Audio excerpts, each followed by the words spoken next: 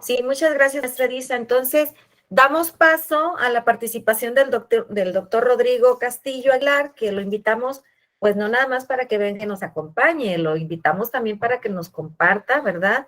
En el tema del plan de estudios, integración curricular, perdón, ejes articuladores y programa analítico, ¿verdad?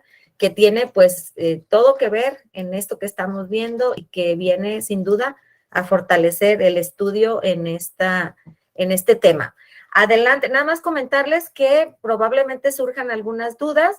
Vamos a dejar el chat para que al final de la participación del doctor Rodrigo, ahí nos escriban sus dudas y se las vamos a estar leyendo al doctor para que las conteste. Entonces, la participación va a ser por medio del chat, compañeros. Adelante, doctor.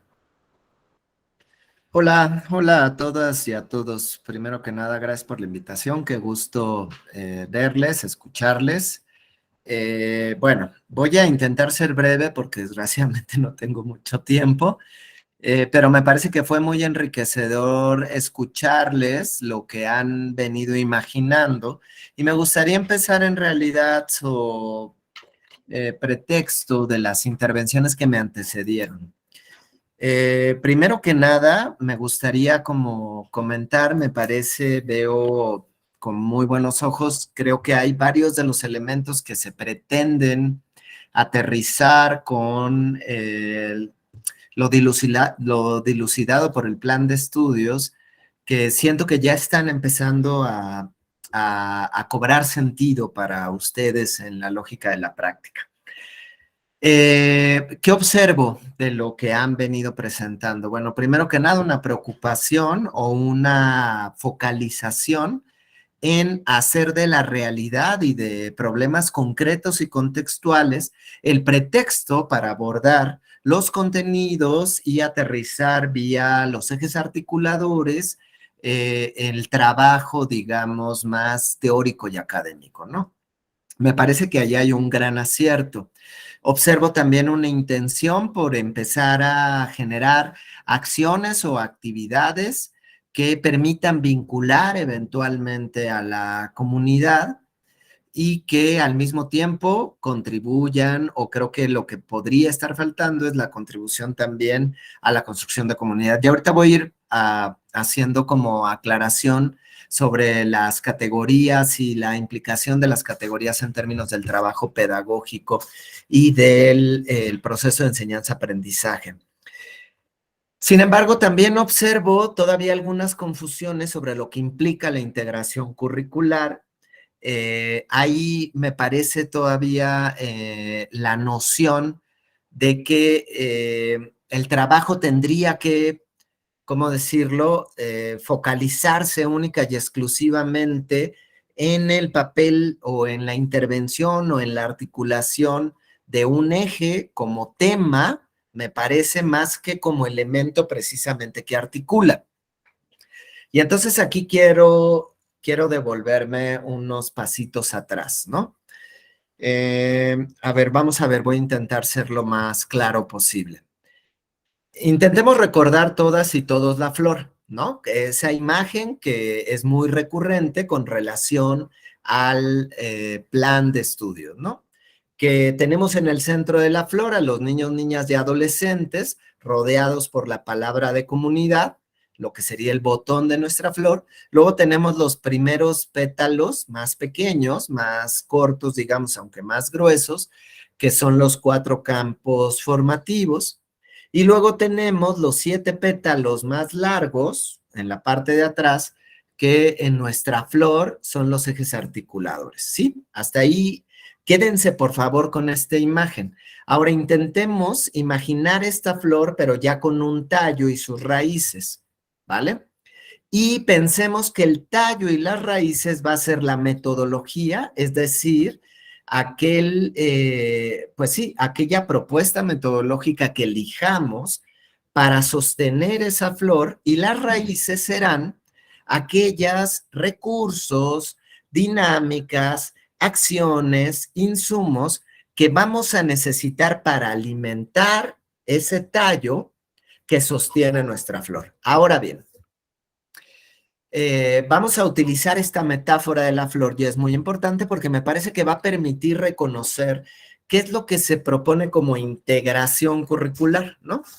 Y de ahí la importancia de ir avanzando con base en estas categorías o conceptos. El nuevo plan de estudios nos propone diversos retos.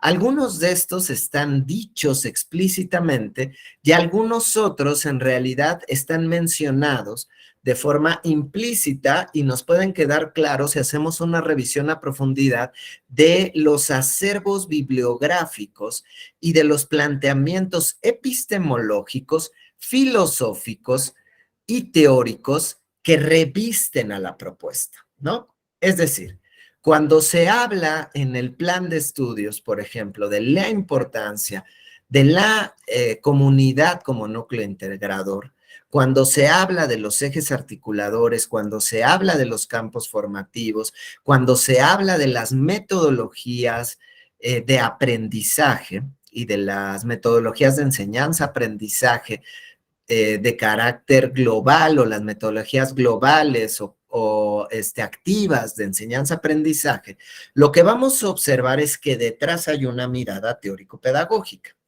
Esta mirada teórico-pedagógica se adscribe a los planteamientos de la pedagogía crítica, eso es muy importante tenerlo claro, de las nuevas epistemologías del conocimiento, y ahorita vamos a ir ahí, para eso voy a hacer un paréntesis.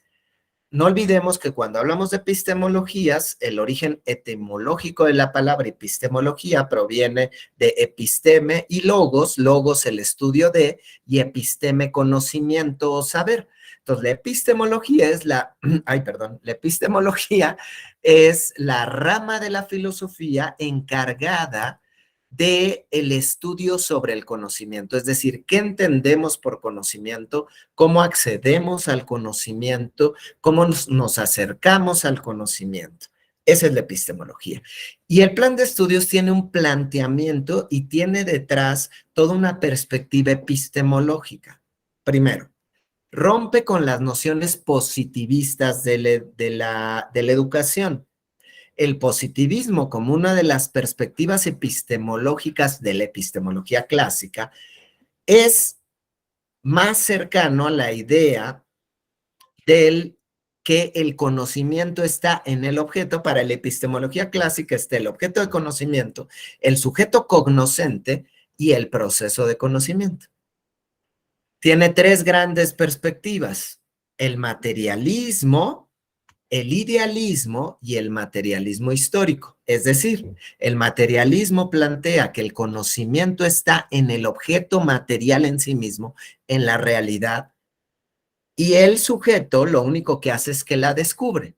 La idea más clara que tenemos de eso es Newton, debajo del árbol, que le cae la manzana. Al caerle la manzana, él se da cuenta y dice, gravedad. Pero la gravedad ya existe independientemente de Newton e independientemente de la humanidad, es decir, el conocimiento, la gravedad como conocimiento, existe en la realidad y el sujeto solo la descubre. El idealismo en su lugar más,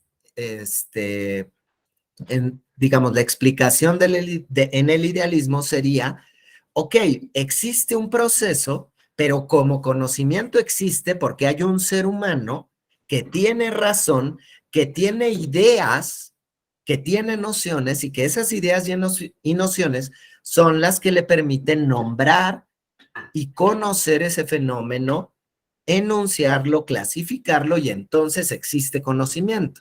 Ergo, si no hay ser humano con ideas y prenociones, no puede haber conocimiento. Ese es el idealismo. En su grado más extremo del idealismo, tenemos las nociones, por ejemplo, religiosas, donde hay estas nociones ideológicas, donde hay un ser que concentra todas las ideas y la verdad, y ese ser, esas ideas, son la verdad y la que dan conocimiento al mundo. El mundo por sí solo no tiene conocimiento, sino es este ser o estas ideas predadas las que son el conocimiento. Y después está el materialismo histórico que dice, no, hay fenómenos reales y hay sujetos que conocen, pero hay momentos históricos que permiten a estos sujetos ir explicando estas realidades. Y el conocimiento existe en el proceso e interacción entre la realidad y los sujetos, ¿sí? Entonces, espero haber sido claro y bueno, si no, lo están grabando y después pueden volver a visitar esa explicación. Esa es la epistemología clásica. El plan de estudios va a estar mucho más cercano a las nociones materialistas históricas, pero se va a ir más allá con las llamadas nuevas epistemologías. Las nuevas epistemologías incluso sitúan esta discusión con base en los contextos históricos y además recuperan la noción de que este sujeto, que es copartícipe del conocimiento en este proceso, es un sujeto que no solo es porque piensa, sino también porque siente. Entonces, la emoción, el cuerpo y la experiencia del sujeto también juegan en la construcción del conocimiento. ¿Eso que implica? En términos ya más inmediatos del aula, ¿cuáles son las lógicas a las que nos lleva el positivismo o el idealismo, o el materialismo y el idealismo? Nos lleva una lógica donde el docente es el poseedor de la verdad, ya sea porque tiene la idea o porque la descubrió. Y entonces él, como poseedor de la verdad, es el único voz autorizada que lo que hace es transmitir esa verdad a los estudiantes, y los estudiantes, su única labor es, si a lo mucho, comprender y o memorizar esa verdad. Pero el estudiante no tiene capacidad de cuestionar, de construir, de analizar o incluso de contribuir a la construcción de un nuevo conocimiento, porque el conocimiento ya está dado o en la materia o en la realidad misma, o ya está dado por los grandes pensadores. Estas dos lógicas epistemológicas en el aula se traducen en una dinámica donde se parte de pensar que hay una verdad absoluta que no puede ser cuestionada y que entonces solo tiene que ser comprendida y o memorizada. Y entonces la didáctica, la planeación de clase, la relación pedagógica, toda se sustenta bajo esta premisa. La premisa de que hay una verdad dada e incuestionable que tiene que ser transmitida y o memorizada. Y entonces, pues mi herramienta de evaluación va a ser un examen donde yo voy a comprobar que el estudiante pudo reproducir las palabras, conceptos y categorías que yo le enseñé o le obligué a memorizar. Y con eso ya aprendió. Aunque no haya habido un proceso de análisis, aunque esos conceptos o categorías no le signifiquen nada en su realidad inmediata. ¿Sí me explico? Y entonces yo puedo tener todas las variedades y eso se lo puedo enseñar jugando, se lo puedo enseñar con un rally, se lo puedo enseñar pegándole con la regla en los dedos y no se lo memoriza, se lo puedo enseñar aventándole el gis, se lo puedo enseñar con una plana, se lo puedo enseñar con una canción, pero al final del día, mi objetivo es que lo memorice y yo comprenda. Nunca que lo analice, que lo cuestione o que incluso se contemple como un posible sujeto que puede también construir conocimiento. ¿Sí me explico? ¿Eso qué genera? Genera una relación pedagógica donde además yo soy la autoridad, porque repito, yo soy el poseedor de esta verdad que o está dada en la naturaleza o fue dada por los grandes pensadores, y por ende, como yo soy la única voz autorizada. Entonces, yo soy el único que tiene esa verdad, el único que habla, el único que puede evaluar, el único que puede cuestionar, el único que puede diseñar. ¿Sí? Esa estructura se reproduce hacia arriba, porque entonces, como el docente tampoco es un sujeto que pueda construir conocimiento, porque es un empleado de una línea de producción. Entonces a ese docente solo hay que capacitarlo para que aprenda a memorizar y aprenda a utilizar las herramientas necesarias para este proceso de reproducción y memorización. Y entonces el docente no va a codiseñar programas. El docente solo va a ver cómo está, lo va a reproducir, va a tener la receta de cómo hacer la planeación, va a tener el formato, lo va a reproducir y lo va a hacer. Y entonces todo eso deviene de esta lógica primigenia. Voy a contestar las preguntas que han ido poniendo. No se crean que no van a decir, ya se perdió, ya, ¿y eso qué tiene que ver con los ejes articuladores? No, pues claro que tiene que ver, pero es muy importante primero comprender este contexto, porque eso es lo que hoy hacemos sin darnos cuenta. Y vamos matizando, pero a veces confundimos que generar una dinámica lúdica ya implica que estoy transformando a profundidad y no forzosamente.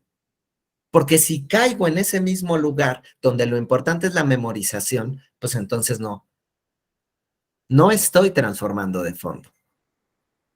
Y entonces por eso nos pasa que llegamos a la licenciatura, salimos de la licenciatura, cualquiera que sea que estudiamos, y decimos, es que yo empecé a entender hasta que empecé a trabajar. Yo empecé a entender lo que me enseñaron en la licenciatura. Y es que a mí nunca me dijeron en la normal, a mí nunca me dijeron en la facultad, hasta que yo llegué a la realidad. ¿Qué pasa? Como si la realidad estuviera aquí y la escuela estuviera acá y no hubiera ninguna relación entre una y otra. Ese va a ser el primer gran reto que nos propone el plan de estudios. Tenemos que acercar la realidad a la escuela. Y la realidad a la escuela no la vamos a acercar solamente llamando a los papás para decirles, es que sus hijos se portan muy mal. Necesito que nos ayuden a que sus hijos se callen cada vez que yo hablo. No, eso no es acercar la realidad solamente. La realidad no es solo acercarla solamente diciendo, bueno, ahora vamos a discutir sobre el problema que hubo, no sé, del agua en Monterrey. Ese es un primer comienzo, pero no solo es eso. Hay que reconstruir todo esto que hemos venido trabajando. Y a eso es a lo que nos referimos y se refiere el plan cuando habla de la integración curricular. Es decir, el currículo ya no puede ser algo que esté desarticulado, donde por un lado están las matemáticas, por otro lado está español, por otro lado está biología, por otro lado está química y por otro lado está la realidad. Y entonces es esquizoide. ¿Y por qué es esquizoide? Porque cuando salimos a la realidad no está presentada por disciplinas. La realidad concreta e inmediata no está presentada por disciplinas. Cuando tú llegas a trabajar, no te dicen, mira, a las 8 de la mañana empiezan las clases, pero entonces hay que llegar a las 7 porque de 7 a 8 es el proceso de socialización desde la perspectiva de la importancia del trabajo en equipo en la psicología. Entonces, tienes que llegar a las 7 para que te empieces a familiarizar, pero después de 7 a 7:30 es eso, pero de 7:30 a 8 es la comprensión de las múltiples personalidades humanas en el proceso de relación. Y luego no, uno llega y se enfrenta con todo eso y no lo vives desarticuladamente. Entonces, es muy importante que el acercamiento al proceso del conocimiento no sea desarticulado. De ahí la importancia y por algo se llaman ejes articuladores. Ahí vamos. Entonces, volvamos a la flor y voy a hacer un pequeño ejercicio solo de imaginación que espero que pueda servir. Esta preocupación por decir, es que, ¿cómo voy a usar el contenido? ¿Cómo voy a agarrar los ejes para enseñarlos cómo dejarlos de ver por temas para verlos también como articuladores. Ahí está el punto. Dejemos de mirar a los ejes, los campos, las metodologías, los contenidos. Y entonces les propongo el siguiente ejercicio. Imaginemos que vamos a hacer una flor. Y ahorita vamos a hacer este ejercicio. Va a ser un ejercicio sencillo. Si quieren, vayan dibujando, si quieren, vayan imaginándolo solamente. Y que me parece que ven la sintonía de lo que ustedes ya hicieron, un poco. Pensemos que el botón de nuestra flor, la parte central de nuestra flor, es un problema concreto, un problema o fenómeno concreto de interés de las niñas, niños y adolescentes. Eso es importante, ¿eh? Les quiero poner un ejemplo. Este ejercicio, pero ya más tallereado, lo hicimos en Jalisco, y entonces un grupo de profesoras decían, no, claro, es que un problema es que no ponen atención en la clase. Y yo les decía, ¿ese es un problema de los niños o del profesor? Pues ese es un problema del profesor, no es un problema de los niños. A lo mejor el problema de los niños es que reprueban y su mamá los regaña, que es diferente. Entonces, para lograr esto, primero, ¿qué tengo que hacer? Pues dialogar también con los niños, niñas, adolescentes. Pero ahora hagámoslo solo como ejercicio. Pensemos en un problema muy concreto. Supongamos, por ejemplo, ¿no? Decían en uno de el consumo de las drogas, ¿no? Entonces, ese es mi problema concreto. A lo mejor yo estoy en una comunidad, en una escuela, donde varios de mis chicos o chicas ya están empezando a consumir drogas. Por ejemplo, cerveza, tabaco, pornografía, marihuana, cocaína, pegamento, no lo sé. Cualquiera de estas múltiples drogas, ¿no? Ese es un problema concreto. Bueno, entonces, nuestro objetivo es, tenemos que abordar ese problema concreto. Ese problema concreto, ¿con qué contenidos de los campos tiene relación? Y entonces a lo mejor no están involucrados los 4 campos. A lo mejor están involucrados 2 de los 4 campos. Puede estar involucrado, por ejemplo, de lo humano a lo comunitario. ¿Por qué? Porque podemos encontrar en algunas de las narraciones históricas la relación que han establecido las distintas culturas con el consumo de algunos tipos de estupefacientes, y eso como tiene una implicación ritual y tiene un significado. Entonces, ahí ya hay un contenido de un campo que tiene relación, pero también puede tener que ver con el campo formativo de saberes científicos, saberes y pensamiento científico. ¿Por qué? Pues porque desde ese campo podemos mirar las implicaciones y consecuencias bioquímicas, biopsicológicas del consumo de ciertos estupefacientes, dependiendo también de la edad. Pero también puede venir desde la noción de la tecnología, cómo el avance tecnológico ha permitido ir especializando los procesos de disgregación de los componentes específicos y neuroquímicos de las drogas o de ciertas plantas para extraer y generar ciertas drogas especializadas. Pero también de nueva cuenta puede estar involucrado algún contenido sobre, por ejemplo, el uso de las drogas en los ejércitos invasores durante la Segunda Guerra Mundial.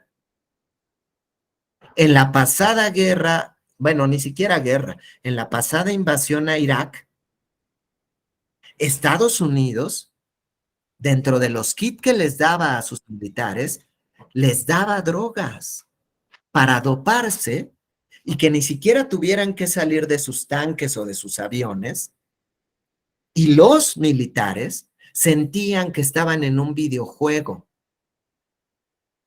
matando personas reales.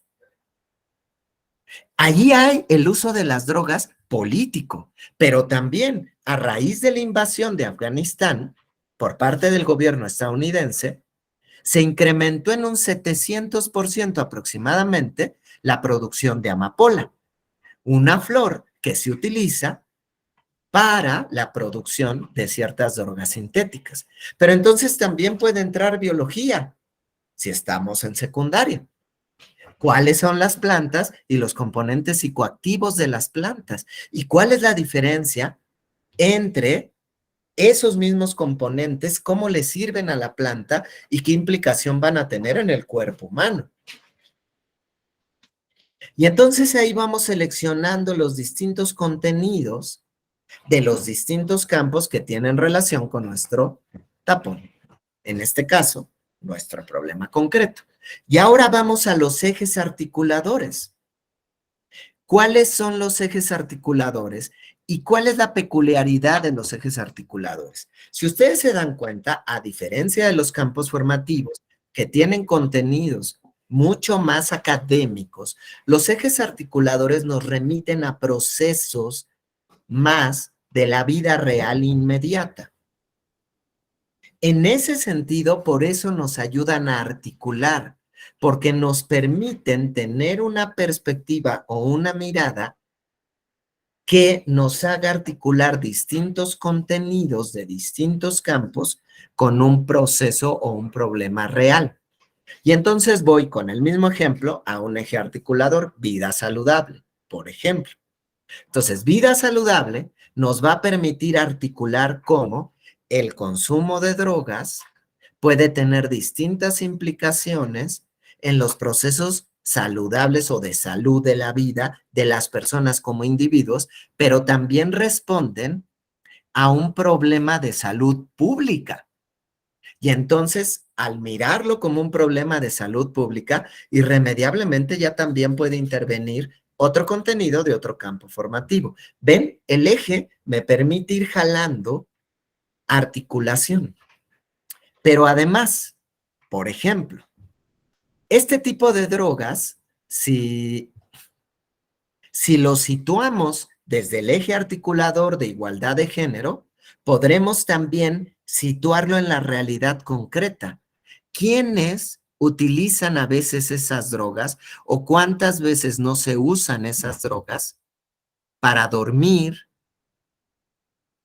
para drogar, valga la redundancia, a mujeres en los antros, para después abusar sexualmente de ellas o tenerlas sedadas como parte de procesos de tratas de personas? ¿Cuántas veces no se ha vuelto entre los varones históricamente normal emborrachar a una chica para convencerla? Y perdón, pero el alcohol es una droga. Y perdón, pero ese es un riesgo que los varones difícilmente tenemos. Difícilmente a nosotros, las chicas o los chicos, nos buscan emborrachar para ligarnos. No es tan común. Si bien puede haber casos, no es tan común. Es mucho más común que suceda con las mujeres. Y eso tiene que ver con un tema de igualdad de género. Entonces, ahí hay otro eje articulador que me va a permitir también ir aterrizando este tema a hechos concretos de la realidad. ¿Sí me explico? Y después, sin perder de nueva cuenta el foco, ahora, ¿qué metodología voy a utilizar para abordar este fenómeno concreto de la realidad que me permita abarcar estos contenidos y que pueda irse articulando a partir de estos ejes? Y entonces a lo mejor decido el aprendizaje basado en proyectos. O a lo mejor decidimos, más que decido colegiadamente. ¿Por qué lo decido colegiadamente? Porque una vez que ubiqué que este fenómeno, mi botón o problema, esté involucrado con distintos campos y contenidos, pues ya me atañe. Si yo soy profesor o profesora que estoy en una primaria, por ejemplo, o preescolar, o en una telesecundaria, o en un sistema de educación multigrado, pues a lo mejor yo veo distintos grados y distintas materias. Pero ahí me puede enriquecer también la experiencia y conocimiento y saberes de mis otros colegas del mismo grado, porque a lo mejor decidimos hacerlo por grado, ¿no? O si estoy en secundaria, pues ya identifiqué que tiene que ver con biología, con química, con historia, y entonces se tienen que involucrar también estos colegas. Colectivamente decidimos, bueno, ¿qué vamos a hacer? Vamos a hacer un proyecto. Y entonces, por ejemplo, pensémoslo, en primaria, a lo mejor si decidimos que lo hacemos, todos los profes de primaria, a lo mejor, si bien todos somos normalistas y tenemos conocimientos, tal vez haya algunos, el de primero A, le gusta más meterse en la discusión histórica y a lo mejor el de primero B le gusta más meterse en las discusiones médico-biológicas. Y entonces le va a dar un poco de más profundidad dentro del proyecto a esa mirada. O va a acompañar para que esa mirada no se pierda, pensando que sea un proyecto, por ejemplo, de todos los primeros, ¿no? Y entonces el tronco es mi metodología, o decido STEAM, por ejemplo, ¿no? La metodología STEAM, y entonces ahí voy transversalizando lo tecnológico, la lectura, ¿no? Los distintos elementos.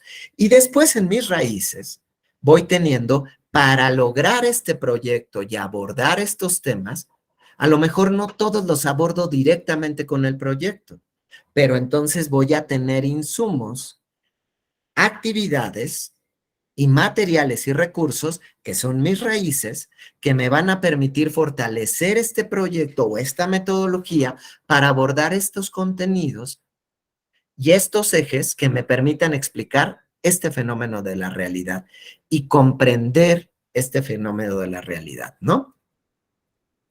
Ahora bien, para eso, contestando al maestro Gilberto, para eso están los espacios del Consejo Técnico Escolar. Precisamente para eso. Primero. Segundo, no olvidemos que ahorita estamos en un proceso en el que nos estamos acercando para conocer. Ahorita no estamos ya llevando a cabo el plan. Ahorita nos estamos acercando. Tercero, no olvidemos una de las grandes enseñanzas que nos dejó la pandemia. Hay muchos procesos que no necesitamos hacer presencialmente ni de manera sincrónica. Perfectamente me puedo poner de acuerdo con mis colegas si vamos a decidir hacer un proceso colegiado a través de un grupo de WhatsApp y no tenemos que escribir todos al mismo tiempo. Podemos poner reglas claras para que, ahora, claro, ¿eso qué implica? Pues implica madurez de nosotros también como docentes y de no estar en el grupo, con todo respeto, escribiendo cualquier cosa que no tiene que ver con el grupo. Y entonces, de manera asincrónica, nos podemos ir poniendo de acuerdo.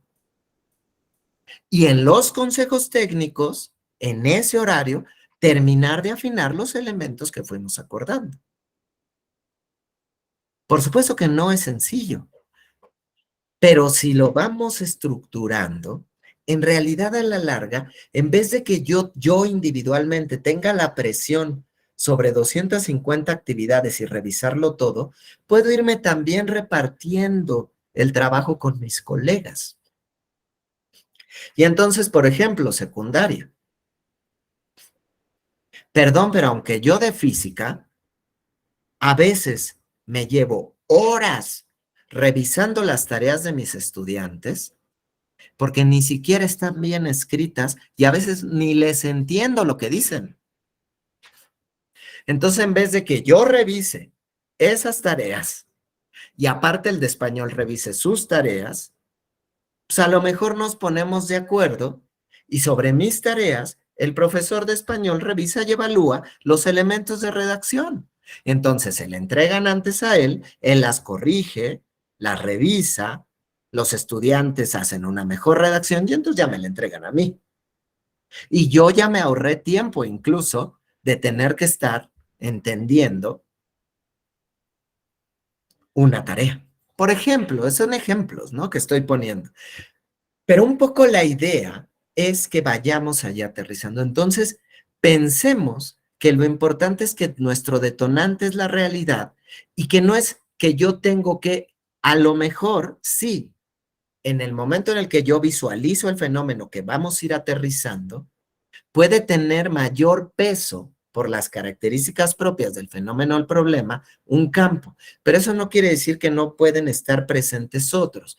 Y lo mismo con los ejes articuladores. Pero no los pensemos como algo que está lejano.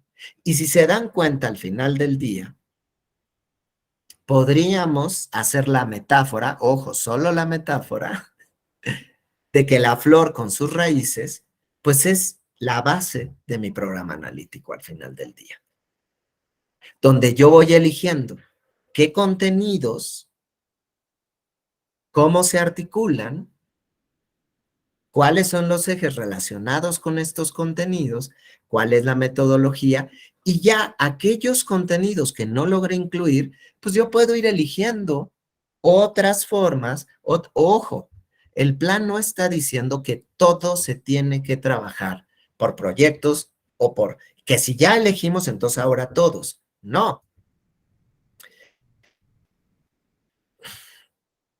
El programa analítico, por eso nosotros en la semana intensiva, en el documento de orientaciones, que si bien sabemos se les hace llegar a los docentes vía la estructura, cualquiera puede consultarlos en nuestra página o en la página de CTI Insumos. En las orientaciones, por eso nosotros decíamos que sirve esta semana para tener un primer boceto, un primer esbozo. Pensemos que sabemos que, y lo digo con todo respeto, pero sabemos que estamos acostumbrados a que históricamente la Secretaría decía, ya hazlo y ya lo aplicas mañana, ¿no? Aquí nos estamos dando todo un año, un ciclo escolar. Entonces, estamos a mitad, un poquito más de la mitad. Vamos a seguir avanzando. Como ustedes vieron en el documento que ya se envió para Consejo Técnico, hay una planeación que propone que este viernes próximo se verán los ejes articuladores y aterrizarán un poco más la idea de qué son los ejes articuladores, cómo vienen y demás. En los videos que enviamos no solo están los de los especialistas que explican, digamos, de manera un poco más teórica de qué trata el eje articulador, pero tenemos también las videoanimaciones donde incluso nos dan ejemplos concretos de actividades concretas por nivel sobre cómo podemos ir abordando este eje articulador, cómo podemos irlo aterrizando, cómo nos puede ir sirviendo para visualizar y atender, observar, comprender un fenómeno concreto de la realidad a la luz de los contenidos. Entonces, como también estarán, como también lo vienen en orientaciones, la intención es que sigamos avanzando en el codiseño para que al final del ciclo escolar logremos tener el programa analítico a final del ciclo escolar. Y todavía, como ustedes lo pueden ver en el calendario, después de que termine el ciclo escolar, vamos a tener una serie de días donde la intención es terminar de afinar nuestro programa analítico. ¿Sí? ¿Cómo defino el codiseño? Bueno, en primer lugar, no soy yo, porque yo no soy el autor, ni mucho menos de la categoría, pero ¿cómo se ha venido definiendo el codiseño? Entendamos al codiseño como un proceso, primero que nada. Y es un proceso que va a iniciar, si podríamos decirlo, y recupero lo dicho por la directora general de Desarrollo Curricular en la reunión que tuvimos con Enlaces. El proceso de codiseño inicia desde el momento en el que el cuerpo docente, es más, yo me atrevería a decir, saltándome las palabras de la maestra Xochitl, yo podría decir que el proceso de codiseño inicia desde el momento en el que supervisores, directores empiezan a vislumbrar cuáles son las peculiaridades y características de sus comunidades escolares. Desde el momento en el que empezamos a visualizar qué es lo que tenemos a nuestro alrededor, desde el momento en el que empezamos a ubicar quiénes son los otros, ¿para qué ubicamos quiénes son los otros? Ya no es para llenar un formato. Por eso la Secretaría de Educación Pública no está enviando formatos, porque nuestra intención no es que llenen formatos. Nuestra intención es de qué manera nos vamos acercando a la realidad para con ella ir comprendiendo, apropiándonos, no solo de los saberes o conocimientos disciplinares, sino también de los procesos de la realidad misma. Entonces, desde el momento en el que empiezo a hacer el diagnóstico de mis estudiantes, de mi comunidad, de la escuela, ya desde ahí propiamente está empezando el proceso de codiseño. ¿Por qué? Porque entendamos, el proceso de codiseño es eso, es un proceso mediante el cual, a partir de comprender, conocer y entender el contexto donde se da el proceso de enseñanza-aprendizaje, voy a ir recuperando las experiencias, voces, saberes propias y de los distintos actores que forman parte del proceso de enseñanza-aprendizaje. ¿Para qué? Para generar dinámicas de enseñanza y aprendizaje que cobren sentido a las niñas, niños y adolescentes, que tengan relación con su realidad y que les permita conocer, comprender y en la medida de lo posible ir transformando su propia realidad inmediata. Entonces, el codiseño es este proceso mediante el cual yo recupero los contenidos nacionales para contextualizarlos a la realidad concreta. Dos, ir eligiendo los mejores o los distintos caminos con base en mi contexto, metodológicos, didácticos, para esos contenidos contextualizados, irlos comprendiendo junto con mis estudiantes, revisando, analizando, cuestionando, y si es necesario, ir incluyendo nuevos contenidos que respondan a las necesidades contextuales y que, aquí quiero ser muy claro, bajo ninguna circunstancia irrumpan los principios de la Constitución. Es decir, yo no puedo incluir contenidos religiosos o de New Age o creacionistas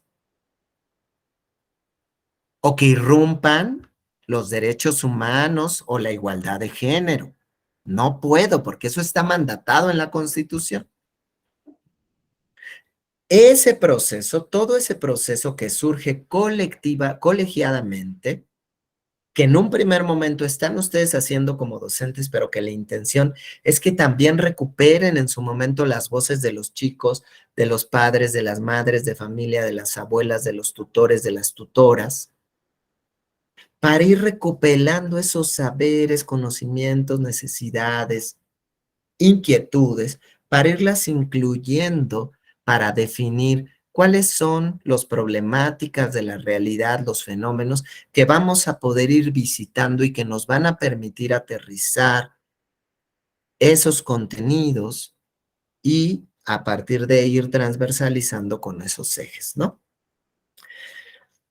Bueno, espero haber respondido la mayoría de las preguntas que fui viendo. Me apena mucho, Ileana, me apena mucho porque me tengo que retirar ya. Sé que hay algunas manos levantadas, pero en verdad, discúlpenme, pero tengo el tiempo contadísimo. Ya me están escribiendo desde la 1:30 porque tengo otra reunión. Espero que esta muy breve explicación y el que yo intenté ir respondiendo algunas de las preguntas hayan servido. Quiero intentar contestar alguna otra más. Con claridad la diferencia entre programa analítico y codiseño. Codiseño es el proceso que me permite llegar al programa analítico. El programa analítico es el aterrizaje del programa sintético, es decir, de los contenidos, contextualizado con la inclusión de los posibles nuevos contenidos que responden a la región o al contexto, y el programa analítico también habrá de incluir en su momento cuáles son las metodologías que considero colegiadamente pueden servirnos para aterrizar y para abordar estos contenidos seleccionados. El programa analítico también podrá tener la característica de que estos contenidos nacionales, nosotros como comunidad escolar, podemos ir eligiendo también que a lo mejor no los vamos a seguir en el orden en el que nos propone el programa sintético. Sí tenemos que abordar los contenidos del programa sintético, porque eso es nuestra obligación, porque son los contenidos mínimos necesarios a nivel nacional para generar condiciones de equidad e igualdad entre todas y todos nuestros estudiantes. Sin embargo, en el programa analítico ya veremos el aterrizaje y contextualización de estos, la decisión de la manera como irlos abordando o el orden en el que se irán abordando, la posible inclusión de nuevos contenidos que respondan a las necesidades regionales y contextuales, siempre y cuando no irrumpan los principios de la Constitución, sean científicos, sean académicos, no vayan contra los derechos humanos o la igualdad de género, o los temas relativos al respeto a la diversidad sexual, la identidad de género y demás. Y las posibles metodologías que consideramos colegiadamente nos pueden permitir aterrizarlo. Y entonces, a partir de esa estructura, ya después viene la planeación didáctica, que es la que ya cada docente hace para ir diseñando las actividades que les permitan alimentar estas metodologías propuestas o acordadas colegiadamente y también para abordar aquellos contenidos que no hayan sido contemplados o que no hayan podido ser incluidos dentro de las metodologías o proyectos o STEAM elegidos colegiadamente. Espero haber resuelto la mayoría de las dudas o preguntas. De nueva cuenta, muchísimas gracias por la invitación. Cada vez que tenga tiempo, para mí es un placer compartir y espero también que la próxima ocasión tenga un poquito de más tiempo para establecer un diálogo, a ver si lo planeamos y hacemos con más tiempo una pequeña mesa de diálogo también para resolver. Y si más adelante van a presentar posteriormente cómo les va yendo, invítenme también y con todo gusto me haré el mayor esfuerzo para tener el tiempo y darles mis retroalimentaciones personales que espero que les sirvan. Muchísimas gracias, Ileana, y muchas gracias. No, gracias a usted, doctor Rodrigo, por este tiempo que nos concedió, ¿verdad? Y compartirnos sus saberes y sus experiencias. Y estoy copiando todas las preguntas porque luego se las vamos a mandar para que nos haga favor de por escrito contestárnosla. Y por ahí vi que alguien pide que usted vuelva a venir, entonces, y lo acaba de decir, y pues qué bueno que podamos hacer algún evento donde pueda estar el doctor Rodrigo y podamos seguir compartiendo, ¿verdad? Y seguir aprendiendo. Pues muchísimas gracias, doctor. Con todo gusto. A todo su equipo. Muchísimas también. Gracias. Y gracias sobre todo a todas y todos. Disculpen, no lo dije al inicio, pero la secretaria, por indicación y desde la Secretaría de Educación Pública, queremos agradecerles a todas y a todos encarecidamente por su trabajo. Sabemos y estamos conscientes que el sistema educativo nacional camina y sigue caminando, sobre todo y principalmente gracias al trabajo que ustedes hacen día con día en sus sectores, con los directores, con las directoras de las y los docentes en sus salones. Muchas gracias por su trabajo, en verdad. Nos vemos. Gracias, doctor. Gracias.